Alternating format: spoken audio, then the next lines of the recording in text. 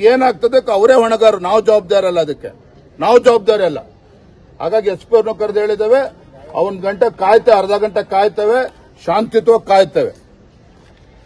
ಕರ್ತವ್ಯ ಇದೆ, ಪೊಲೀಸವ್ರ ಕರ್ತವ್ಯ ಇದೆ. ನಾನು ಕೂಡ ಪೊಲೀಸ್ ಹಿರಿಯ ಅಧಿಕಾರಿಗಳನ್ನ ಆಗ್ರಹ ಮಾಡ್ತೇನೆ, ರಾಜಕೀಯಕ್ಕೆ ಒತ್ತಡಕ್ಕೆ ಮಣಿದು ಈ ರೀತಿ ಅವ್ಯವಸ್ಥೆಗೆ ಇವತ್ತು ಕಾನೂನು ಸುವ್ಯವಸ್ಥೆ ಹಾಳು ಮಾಡೋದಕ್ಕೆ ನೀವು ಅವಕಾಶ ಕೊಡಬೇಡಿ. ರಾಜಕೀಯಕ್ಕೆ ಒತ್ತಡಕ್ಕೆ ಮಣಿಬೇಡಿ. ಒಬ್ಬ ಅಮಾಯಕ ಇವತ್ತು ಬಿಜೆಪಿ ಕಾರ್ಯಕರ್ತ ಇರ್ಬೋದು, ಅವ್ನ ಮನುಷ್ಯನಲ್ವಾಗಾದ್ರೆ ಏನು ಅಪರಾಧ ಮಾಡಿದ್ದಾನೆ?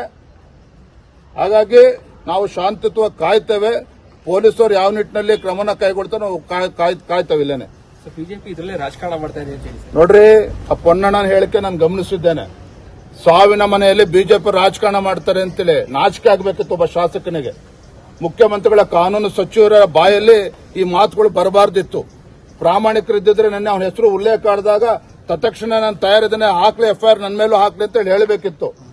ಒಬ್ಬ ಜವಾಬ್ದಾರಿತ ಶಾಸಕ, ಒಬ್ಬ ಮುಖ್ಯಮಂತ್ರಿಗಳ ಕಾನೂನು ಸಲಹೆಗಾರ ಈ ರೀತಿ ನಮ್ಮ ಮೇಲೆ ಆರೋಪ ಮಾಡತಕ್ಕಂತ ಅವಶ್ಯಕತೆ ಇಲ್ಲ.